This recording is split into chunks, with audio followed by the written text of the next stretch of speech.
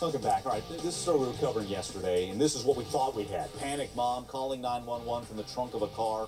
Says she and her daughter had been carjacked and kidnapped. We're thinking, awful story here. Turns out, mom made the whole thing up. No carjacking, no kidnapping. Ends up just a night's trip to Disney World? Oh, yeah. Are you kidding me? Cops in Philadelphia desperately searching for mom and daughter. The ex-husband and dad of this little girl's crying on national television, yet they're down in Florida, Orlando, Magic Kingdom. Mom's hanging out with Mickey Mouse. How does this go on? Joining us to talk about, welcome back, HLN law enforcement analyst Mike Brooks. We also have with us criminal defense attorney Anita Kay and Dr. Brian Russell, our forensic psychologist. Take your calls as well. So many questions. 1-877-TEL-HLN is the number. All right, Mike, I was on the air talking to a reporter, and we're still under the impression that this is a kidnapping and a carjacking. And then the reporter's like, Mike, gotta go. We released video that she's on a plane to Florida. How was it so easy, though, to track her, Mike? Take it to the point where they nail her and her daughter in Florida. Well, Mike, I think law enforcement, right from the very, very beginning, she says she was involved in a township outside of Philadelphia in a traffic accident with a black Cadillac occupied by two black males. They took her daughter, put her in the trunk, locked them in the trunk, and drove away with them. She apparently made a number of phone calls from the trunk saying that they had been abducted, giving a description. And then law enforcement was able to trace these cell phone pings back to downtown Philadelphia. And they found her car at 15th and Chestnut, which is right in the middle of downtown. And it had a ticket on it. So they kind of put together a timeline, and they said, something here kind of stinks. So then they went to the Philadelphia International Airport, and there's video of them at the airport. And I mean, there's a picture of a little girl going right through the magnetometers at the security checkpoint. They were able to check the manifest. She apparently used someone else's ID, but they were able to find out who that was. There's them going through the security checkpoint. They were able to trace them down to arriving in Orlando, and they found them at Disney World. There you have it. All right, Anita Kay. How much? I mean, we're talking about a lot of wasted manpower. What kind of trouble could she be in here? Mike, she could be in a lot of trouble because first what they're looking at is filing a false police report.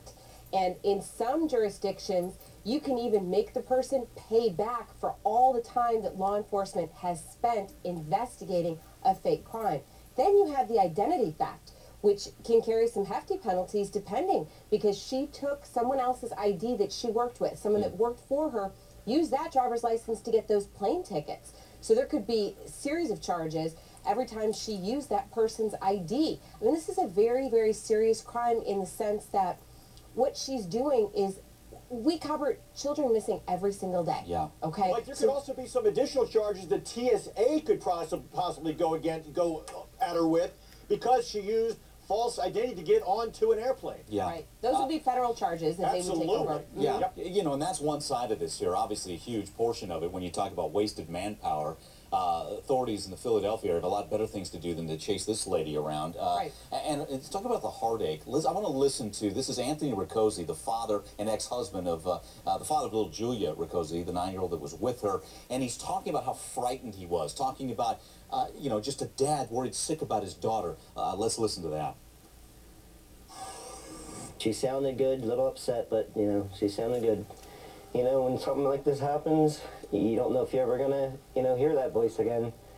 And that's all I kept thinking. I could not wait to hear that voice again. And I was just absolutely elated to hear her voice again. You figure he's been put through hell. By the way, that came to us from Good Morning America. All right, Brian, the question to you, why would she do this? What are you seeing here?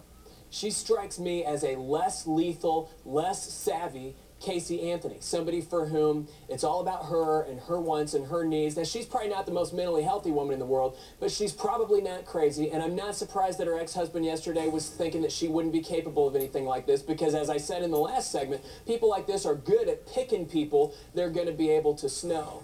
And I have to add one thing, too, about what she did yesterday. I've been critical sometimes of media outlets who won't report full descriptions of fugitives, including the race, for political correctness reasons. Well, I'm equally upset when somebody like this woman or Susan Smith blames a completely bogus crime that never happened on a member of a minority group, and she did that yesterday. It was just appalling. Yeah. Oh, black people took me and my kid. Come on. Yeah, exactly. Just adds on to the ridiculousness of this. Let's get a call in. God, Robert in that's Alabama. racist, man. Robert, your comment or question here?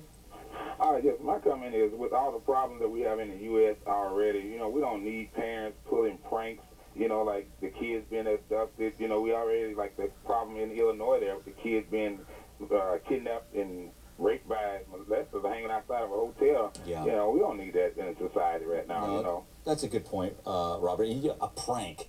And that's what we're looking at here. Brian, I'm going to stay with you. She has an 8-month-old at home. Some have speculated postpartum depression could be at the heart of this. Do you see that at all? No, this is an organized. Look at the planning that went into this. Look at the organization that went into this. Now, fortunately for law enforcement, she wasn't the smartest and she was able to be apprehended quickly. But she obviously had thought this out, planned out kind of an elaborate attempt to lead the cops off on a wild goose chase. Well, she took off with the one kid for whatever reason she wanted to take with her. She allegedly has also embezzled a bunch of money from her employer, stole the coworker's ID. That's not postpartum depression. That's sociopathy. Okay, guys, we're going to take a quick break. More on this coming up. We're going to look into some other possibilities, possible financial trouble, trouble at home. So we'll take your comments and questions as well. The number 1-877-TEL-HLM.